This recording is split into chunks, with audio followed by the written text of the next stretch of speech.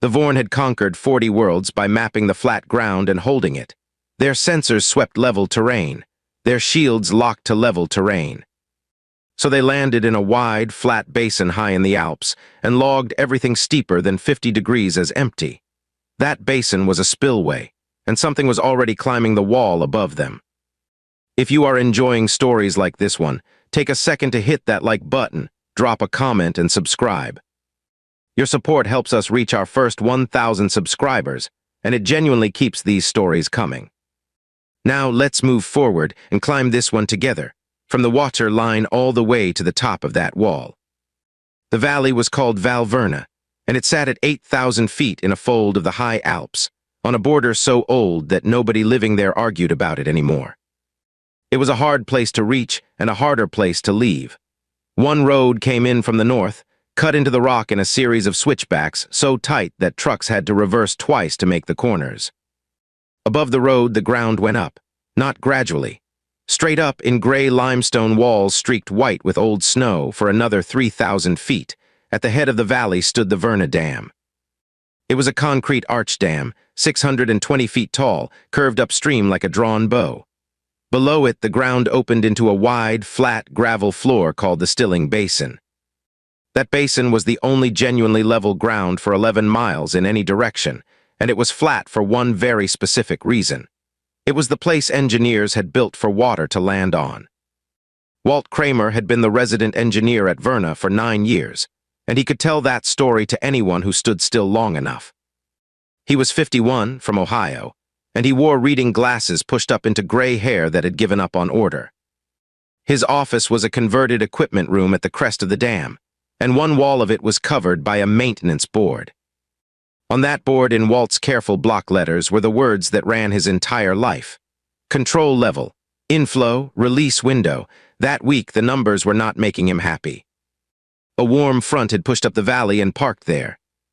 The snowfields above the reservoir had been melting for 6 straight days, and the water behind the dam had climbed 9 feet above its seasonal control level.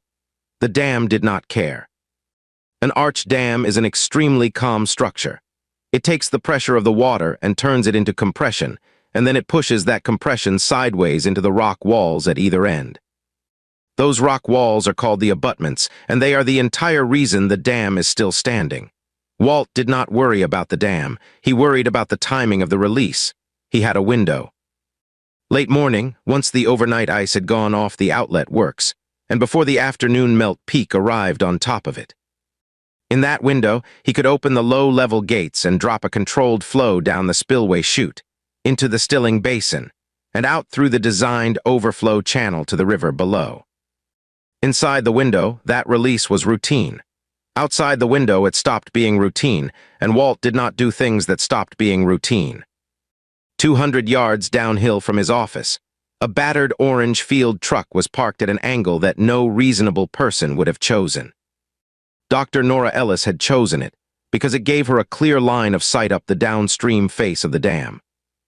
Nora was 38, a wildlife biologist out of Colorado, and she had spent 4 seasons in this valley counting alpine ibex. Her assistant, Sam Doyle, was 26 and from Maine, and he had the permanently unimpressed expression of a man who had been cold since March. "He's late," Sam said.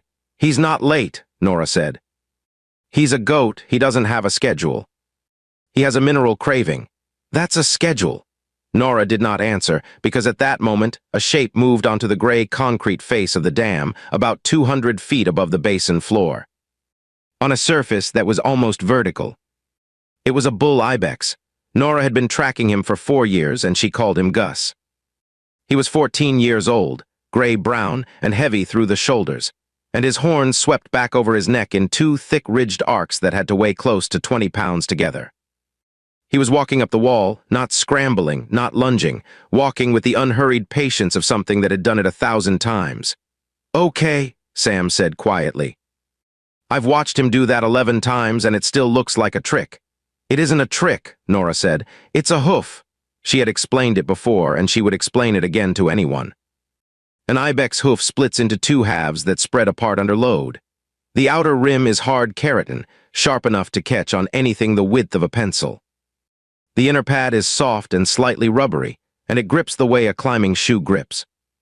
They spread the halves for balance, they roll their weight forward over the front edge, and their center of gravity sits low and close to the surface. And they do not climb dam walls for fun. They climb them because water seeps slowly through the concrete over the years and leaves mineral salts on the surface. Calcium, magnesium, sodium. In the high Alps, salt is scarce, and an animal that needs it will go a very long way and up a very steep thing to get it. Gus reached a pale streak in the concrete, braced his forelegs, and began to lick the wall. Nora wrote the time in her notebook and smiled. Half a mile down the valley, on the flat gravel of the Stilling Basin, 4 American soldiers were sitting on their packs and arguing about coffee. They were a detachment from the 10th Mountain Division, up for a 3-week high-altitude and cold weather rotation, and they had been in the valley for 9 days. Captain Cole Bennett was 34, quiet, and built like a man who had been walking uphill his entire adult life. Staff Sergeant Danny Hale handled demolitions and improvisation, and had never once let a silence go unfilled. Sergeant Will Tanner was the marksman and the best climber of the 4, and he spoke about 20 words a day. Corporal Josh Pike was 22 from Florida and had discovered on day 1 that his lungs had opinions about 8,000 feet. "Sir," Hale said, "I'm just saying. If we're going to be cold, we should at least be cold with good coffee." "Noted," Bennett said. "I've noted it before." "I know." That was when the light changed. It did not get dark, it got wrong. A shadow slid up the valley floor from the south, moving too fast and in a shape that no cloud makes, and the temperature dropped so suddenly that Pike felt it on his teeth. Every man looked up. Coming down through the thin air above Val Verna was a ship the size of a city block, matte black, flat-bottomed, and completely silent. It did not bank. It did not slow the way an aircraft slows. It simply came down in a straight line toward the one wide, level, welcoming piece of ground in the entire valley. Toward the Stilling Basin. Toward the place built for the sole purpose of having water dropped on it. Bennett got to his feet very slowly. "Everybody off the flat," he said. "Right now. Get to the rocks." 200 feet above them, on a wall the ship's sensors had already logged as empty, Gus lifted his head from the concrete and looked down. The ship settled onto the gravel with a sound like a mountain clearing its throat, and for 11 seconds nothing else happened. Then the ramps came down. Bennett watched from behind a truck-sized block of fallen limestone at the edge of the basin, with Hale on his left and Tanner on his right, and Pike breathing too fast behind them. "Count," Bennett said. "Working on it," Tanner said, glass to his eye. 200-plus dismounts, 6 vehicles, tracked low profile. They've got shoulder weapons with a power cable running back to a pack. Armor looks segmented. Flags, markings, nothing I recognize, sir. "Then they're not ours," Hale exhaled. "Sir, permission to say the obvious thing. Go ahead, that's a spaceship." "It is," Bennett said. "Just wanted it on the record." 900 miles above them, in the command deck of the carrier Ascendant Line, Fleet Marshal Sevick studied the terrain plot and felt entirely comfortable. Sevick had commanded ground actions on 40 worlds, and he had won all of them the same way. The Vorn did not fight for mountains or forests or coastlines. They fought for flat ground, because flat ground was where a shield anchor could seat, where a sensor plane could sweep clean, and where a formation could hold a line. Everything else on a planet was, in the language of Vorn doctrine, null terrain. Ground too steep to hold, too steep to scan, and therefore too steep to matter. Their doctrine had a number attached to it, 50 degrees. Anything above 50 degrees of slope was logged, discarded, and never scanned again. It had worked 40 times. "Observer Tal," Sevick said. "Report on the anchor." Observer Tal was younger, thinner, and had the particular expression of a junior officer who has just found a problem and is trying to decide how to describe it. "The anchor has not seated, Marshal." "Why not?" "Because the ground is not level. The survey listed a level basin." "The survey was correct, Marshal. The basin is level. The 11 miles surrounding the basin are not. Down in the basin, this was producing results that would have been funny to anyone who was not standing in the open. The Vorn shield dome required a flat seat. The basin floor looked flat, but it had a deliberate 1-degree grade cut into it, because engineers had designed it to shed water. That 1 degree was enough. Every time the crews set the anchor plates and energized the dome, It slid 4 inches downhill and shut itself off. Their perimeter markers were smooth, weighted cylinders that were meant to be dropped into position. On the basin they held, everywhere else they rolled. 200 meters of the northern perimeter simply relocated itself into a drainage ditch over the course of an hour, and the perimeter section leader spent that hour walking after his own markers. Their reconnaissance drones climbed out of the basin, hit the cold air pouring down off the ice fields above, and dropped like thrown stones. That descending flow of dense cold air is called a katabatic wind, and in a high alpine valley it does not stop. It gets stronger after sunset. By the second hour, the Vorn had lost 9 drones and had learned nothing except that the sky in this valley pushed down. And then there were the whistles. Marmots live all over the high Alps, in colonies, in burrows under the boulder fields. When something they dislike appears, a sentry stands up on a rock and produces a single, extremely loud whistle, and every marmot within half a mile repeats it, and then they all go underground. 200 Vorn soldiers walked into a valley full of marmots. "Marshal," said the ground commander over the link, "we are being tracked. Explain." "A distributed acoustic network. Sentry positions on the high rock. When we advance, a signal is sent forward along the slope, and the network passes it ahead of us. It is a warning relay, Marshal." "The humans have wired this valley." Sevik was silent for a moment. "How many relay positions?" "Hundreds, Marshal." Up on the ridge, Sam Doyle lowered his binoculars and looked at Nora with an expression of deep and quiet joy. "They think the marmots are a defense grid." "Don't say it out loud," Nora whispered. "You'll jinx it. They think the marmots are a defense grid." Bennett had moved his people up out of the basin and into a broken shelf of rock 140 feet above the valley floor. And he had done it for one reason. From up there he could see everything, and from down there nothing looked up. That was the part he could not stop turning over. "Tanner," he said, "watch their sensor mast." "Tell me what it does." Tanner watched it for 6 minutes. "Sir, it sweeps," he said. "Left to right, flat, it goes all the way around and then it does it again. It never tilts up. Not once, sir." Bennett looked up at the enormous curved face of the Verna Dam, gray and vertical and completely, absolutely ignored. "Hale," he said.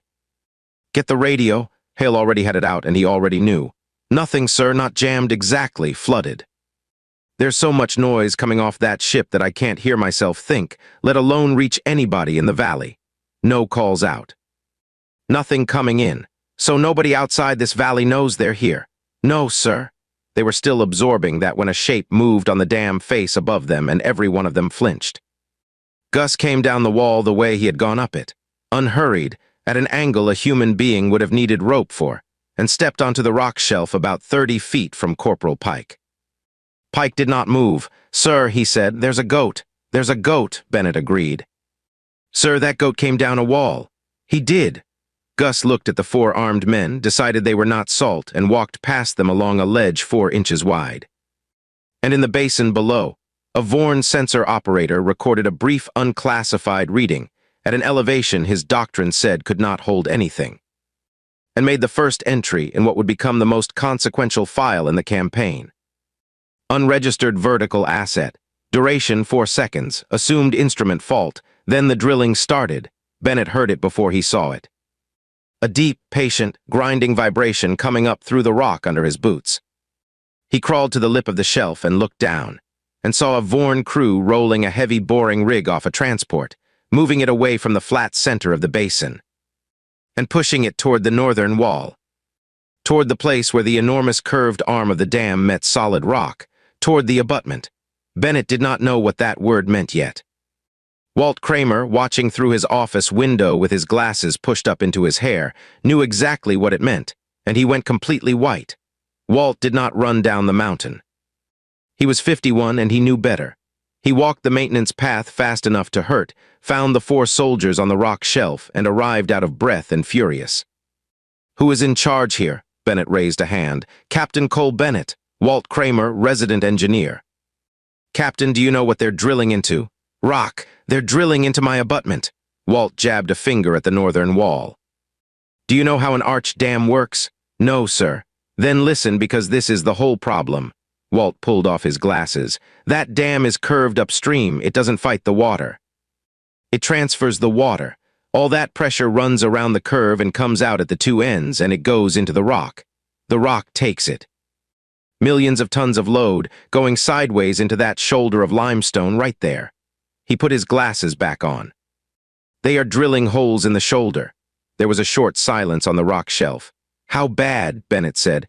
Right now, not bad. A few holes in a mountain is a few holes in a mountain. But they're not going to stop at a few. They're setting something in there, and if they open a fracture path through that abutment, then I've got water pressure looking for a way out through broken rock instead of solid rock. Walt's jaw tightened. And there's a village 11 miles downstream with 400 people in it. Can you call them? I can't call my own mother. Everything's dead. Bennett looked at Hale. Sir, Hale said, if we go loud down there, we lose. 200+ armor vehicles and 4 of us. That's not a fight, that's a formality. I know. So what do? We wait, Bennett said, for the mountain to tell us something. The mountain took about 90 minutes. The first thing it produced was birds.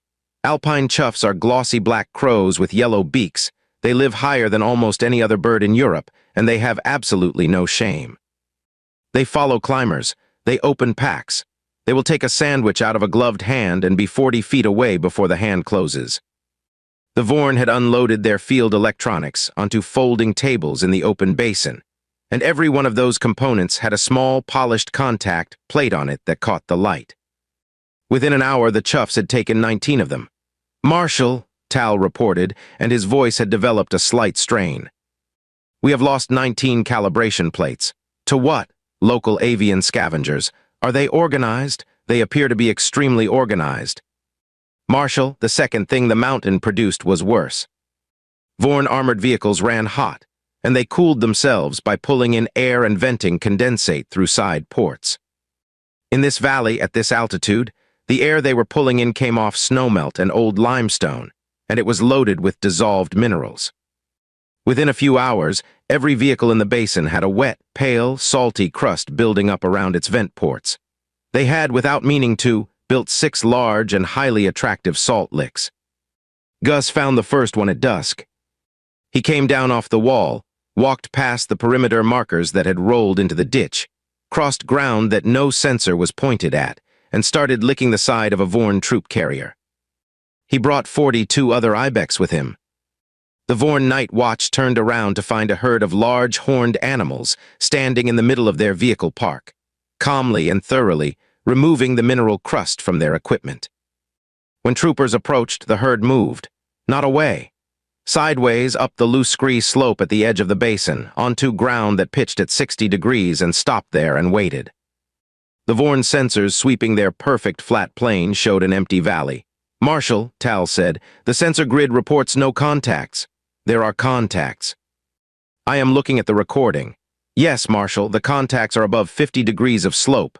Then raise the sensor plane. The mast does not raise, Marshal. It was not built to raise. Doctrine states that null terrain does not require observation. Sevik put his hands flat on the plot table. Log it, he said, persistent vertical asset, designation 9. Behavior mineral consumption, threat assessment pending.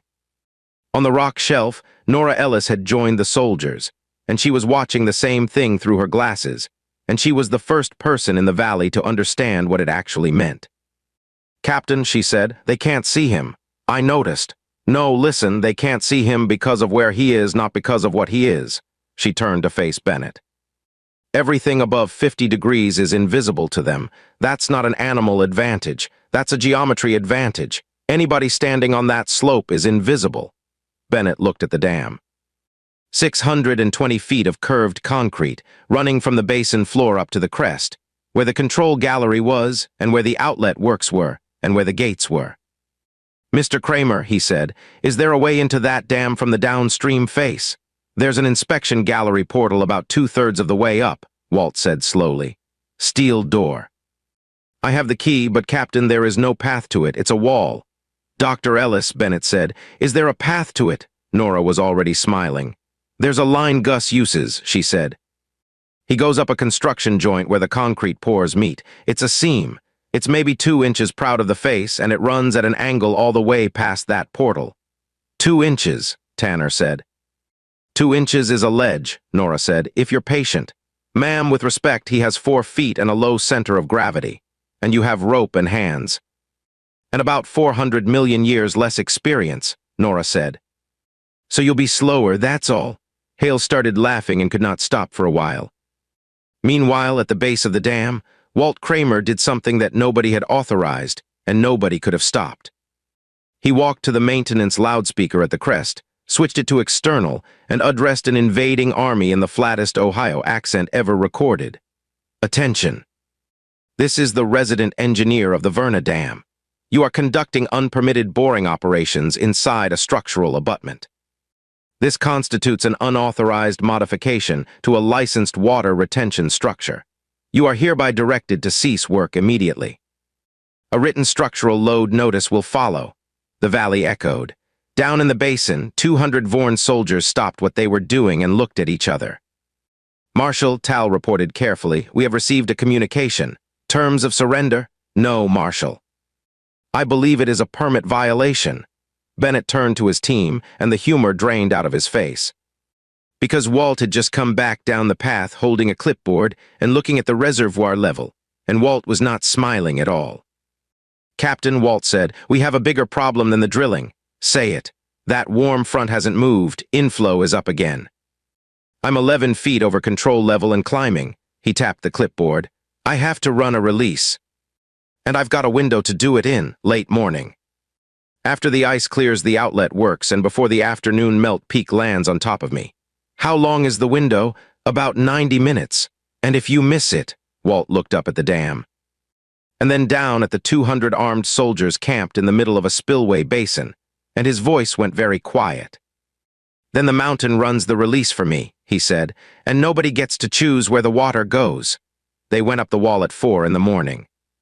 Walt had spent an hour before that at his desk, writing on an index card in block capitals, checking it, and then writing it again on a second card so there would be 2. This is the gate sequence, he said, pressing both cards into Bennett's hand. Nobody in that gallery is going to be able to help you. Comms are dead. If you get up there, you are on your own with these cards, and you follow them in order, and you do not skip a line. Understood. Read it back to me. Bennett read it back to him. Again, Bennett read it back again, and Walt finally handed over the portal key, a heavy brass thing on a loop of orange cord. Captain, he said, that gallery floor slopes. It's cut that way so seepage drains out. It is always wet. Be careful on it. Noted. And Captain, Walt hesitated, I've kept this dam for 9 years. Bring it back to me in one piece. They climbed in the dark in a line, roped in pairs. Tanner led because Tanner was the best climber any of them had ever met and had the good sense not to say so. Hale came second with the gear. Bennett was third. Pike was last, and Pike was already in trouble before his boots left the ground.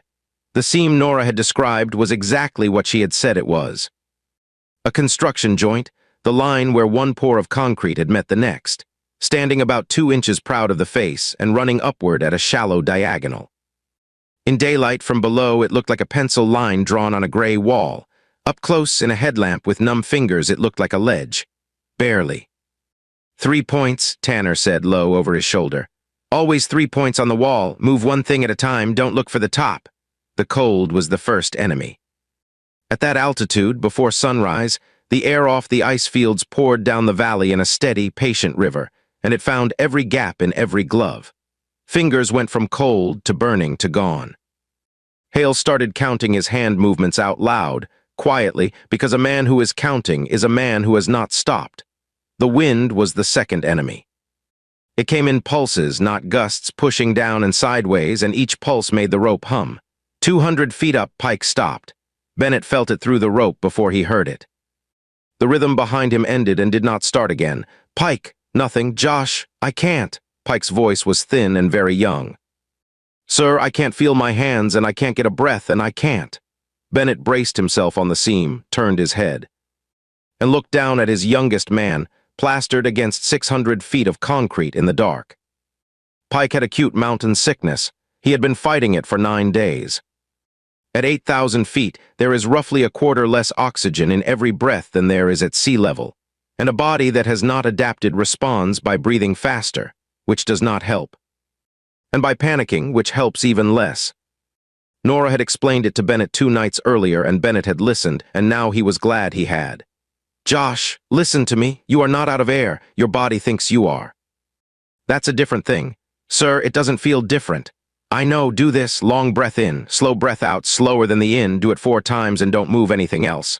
Pike did it. Again, Pike did it again, and the shaking in the rope eased by about a third. "Good. Now Tanner is going to put a sling around you and you are going to stand in it and rest." Nobody is going anywhere for 3 minutes.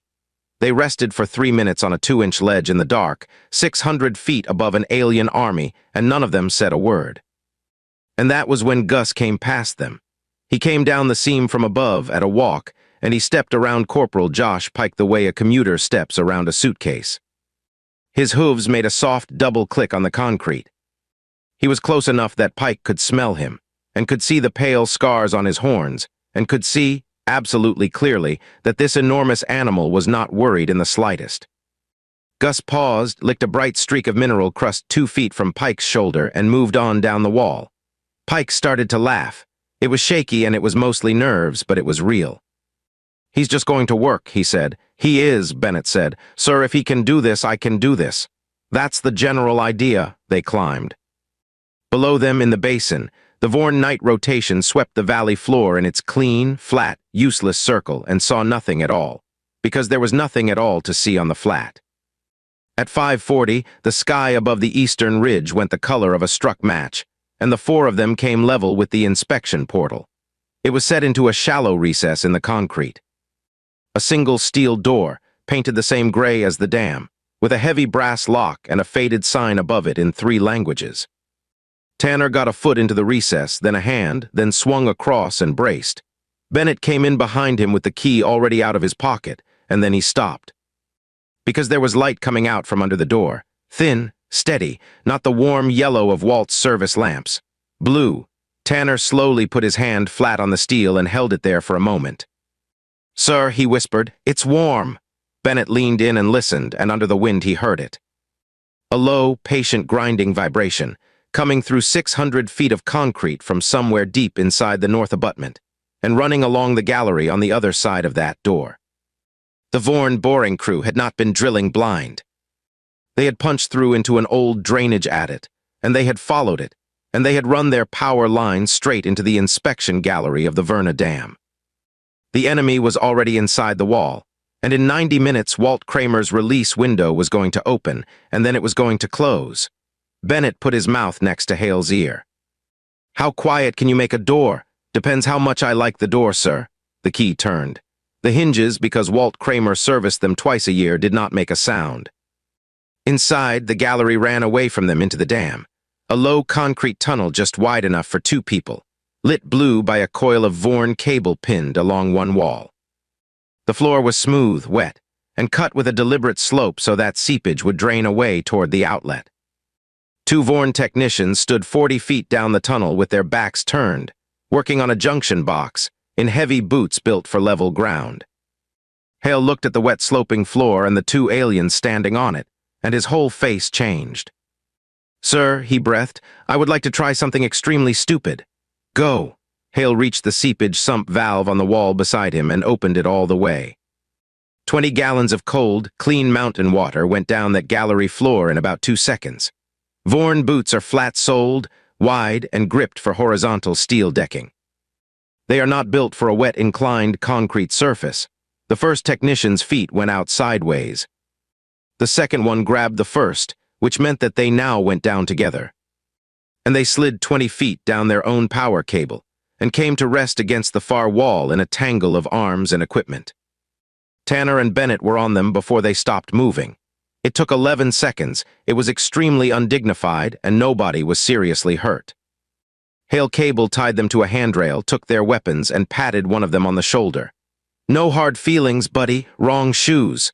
They ran the gallery to the crest. 900 miles up, the Vorn were finally, catastrophically, beginning to understand. "Marshal!" Tal's voice had lost every trace of composure. "The mast will not tilt. Then dismantle it and remount it on the northern slope. That will take 4 hours, Marshal. Begin." "Marshal, there is more," Tal swallowed. Vertical Asset 9 has returned to the vehicle park. It has brought the others, down in the basin in the first gray light. 43 Alpine Ibex had walked calmly through a perimeter that could not see them, and were working over the vent ports of 6 armored vehicles with total commitment. The Vorn could not drive out through them without crushing them, and something in 200 soldiers had shifted over the last day because not one of them tried. They shouted. They waved. They banged on hulls. The Ibex looked up, chewed, and went back to the salt. "Sir," Hale said from the crest, "they are being defeated by breakfast." "Focus," Bennett said, but it took him a second. The control gallery at the crest was a small square room of gray steel panels, and Bennett laid Walt's 2 index cards on the desk side by side and read the first line. Then he stopped and picked up the handset for the external loudspeaker. Hale stared at him. "Sir, respectfully." "What are you doing?" "I'm not opening a set of gates on top of 200 people without telling them first," Bennett said. He keyed the microphone, and his voice went out across Val Verna, off the walls and down into the basin. "Attention, forces occupying the Stilling Basin. This is Captain Cole Bennett, United States Army. You are camped in a spillway basin below a full reservoir. In approximately 40 minutes, this dam will conduct a scheduled water release into that basin. This release is going to happen. Move your people and your equipment to high ground. Move uphill." "I say again, move uphill." Silence in the valley. Then Fleet Marshal Sevic's voice came back through the Vorn amplifiers, flat and enormous. "You have no weapon. You are attempting to influence us with words." "No, sir," Bennett said. "I'm attempting to influence you with water. The words are a courtesy." "Marshal," Tal said quietly from behind him. "I have reviewed the local structure. It is a water retention barrier. The basin is designated as the receiving surface." "Explain." "Marshal, we landed in the place the humans built for water to fall on." Sevic was quiet for a long moment. "Sound the withdrawal," he said. He was 37 minutes late. Bennett worked the cards line by line, out loud, with Tanner reading over his shoulder to catch him. "Confirm downstream channel clear. Confirm the village warning beacon. Bleed the hydraulic line. Crack the low-level gate to 10%. Hold 60 seconds, then to 30, then to 60. At 10%, the whole mountain made a sound like a held breath. At 60%, 400,000 gallons a minute came out of the base of the Verna Dam, hit the spillway chute, and went down it in a white wall, exactly the way it had been designed to. For exactly the reason it had been designed to. It did not hit the Vorn as a flood. It hit them as an engineering decision. The basin filled from the upstream end and swept clean toward the overflow channel. Folding tables went. Field electronics went. The boring rig tipped, rolled, and went. 6 armored vehicles, still crusted with salt, still surrounded by extremely unbothered Ibex, floated, spun, and were carried out of the basin in a line like toys. And 200 Vorn soldiers in full armor ran for the only ground available to them. They went up the scree. They went up the 60-degree slope. They scrambled on their hands, on ground their own doctrine had spent 40 worlds calling null terrain, and they stood there dripping above the water line, and watched their entire ground campaign leave the valley sideways. Above them, on a 2-inch seam in a vertical wall, a 14-year-old bull Ibex watched too, and then went back to licking the concrete. The carrier ascendant line lifted out of Val Verna at 11 minutes past noon, and it took its soldiers with it, and it left almost everything else behind. The final tally that Observer Tal compiled was the most humiliating document of his career. 6 armored vehicles, recovered 11 miles downstream in a river. 1 boring rig, unrecoverable. 19 calibration plates, stolen by birds. 31 drones, lost to a wind that only blows downhill. 211 perimeter markers, of which 190 were recovered from ditches. 2 technicians, retrieved from a gallery handrail, uninjured and extremely quiet about it. 0 worlds conquered. Sevic read the report twice and then dictated 1 line into the campaign record. Doctrine is amended. Null terrain does not exist. It is simply terrain we chose not to look at. Then he opened the observation file that had bothered him more than any other, and he read the 4 entries in order. Unregistered vertical asset. Assumed instrument fault. Persistent vertical asset. Designation 9. Behavior mineral consumption. Vertical asset 9, present at all elevations, all hours, no observed rest cycle. Vertical asset 9 has entered the vehicle park with reinforcements. Sevik added the fifth and last entry himself. Vertical asset 9 is not a weapon, it is a resident. That distinction is why we lost. Help came up the road the next morning, once the interference cleared and Walt's radio came back to life, and it came in the form of engineers and mountain rescue. And a great many people with clipboards. Corporal Josh Pike went down the valley in the second truck, on oxygen, embarrassed and completely fine. The single most reliable treatment for altitude sickness is descent, and by 4,000 feet he was sitting up and eating everything he could reach. Sergeant Will Tanner had a burn along his left forearm from a shot that had come up off the basin floor during the withdrawal, and he described it in full as not great. Staff Sergeant Danny Hale spent the entire drive out explaining to a very patient rescue officer that he had defeated an interstellar power with a drain valve, and he was technically correct. Walt Kramer walked the whole length of his abutment with a survey team and found 11 bore holes, all shallow, all grouted and sealed within a week. The dam had never been in danger of failing.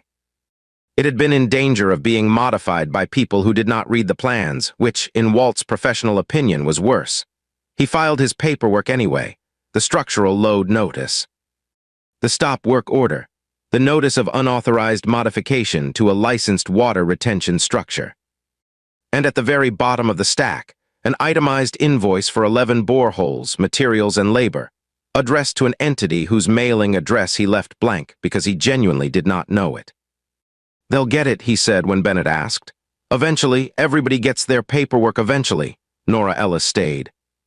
She stayed because she had 4 seasons of data and now a 5th, and because there was something she wanted Bennett to understand before he left the valley. They stood at the base of the wall on the last morning, in the cold, and she pointed up at the gray face where a single shape was already moving on the seam. "Do you know how close we came to not having him at all? No. There was a point when the Alpine Ibex was almost gone, hunted out of the whole range, every valley. Down to one small protected population in one park in the mountains of Italy, and that was it. That was the entire species." She watched Gus place one hoof and then another. "Everything you see on this wall came back from that. People spent generations moving animals from valley to valley and protecting them and waiting. And now there are tens of thousands of them across the Alps in every country in the range." Bennett looked up. "So he isn't a survivor of the invasion. He's a survivor of us," Nora said. "The invasion was Tuesday." Bennett thought about that for a while. "Dr. Ellis," he said, "they came here because they read a map and the map said this valley was flat." "It is flat," Nora said. "For about 900 yards. And the rest of it is the mountain." She smiled and put her notebook away. "You can't invade a mountain, Captain. You can only be tolerated by one. Everything that lives up here figured that out a long time ago. We just happened to be standing next to somebody who hadn't. The Verna Dam holds back its reservoir today the way it has held it back for decades, transferring the load of an entire valley of water calmly around a curve and into 2 shoulders of solid limestone. Every morning when the sun comes off the eastern ridge and warms the concrete, the mineral seep brightens on the downstream face, and a herd of large, patient, extremely well-equipped animals comes down off the high ground to collect it. They walk up a vertical wall to do it. They have never once considered it remarkable. And 900 miles up, in a fleet archive belonging to a power that has now conquered 40 worlds and failed at one, there is a permanent standing instruction attached to a single blue planet in a quiet system. Do not deploy to Val Verna. Do not deploy to any valley resembling Val Verna, and under no circumstances park on the flat part. If this story earned a laugh out of you, do me a favor and drop a comment below telling me which moment got you: the Marmot defense grid, the drain valve, or Walt's invoice. And if you know somebody who would enjoy watching an interstellar army get outmaneuvered by a goat with a salt habit, share this one with them. It genuinely helps more than you know. Thanks for climbing this one with me. I will see you on the next wall.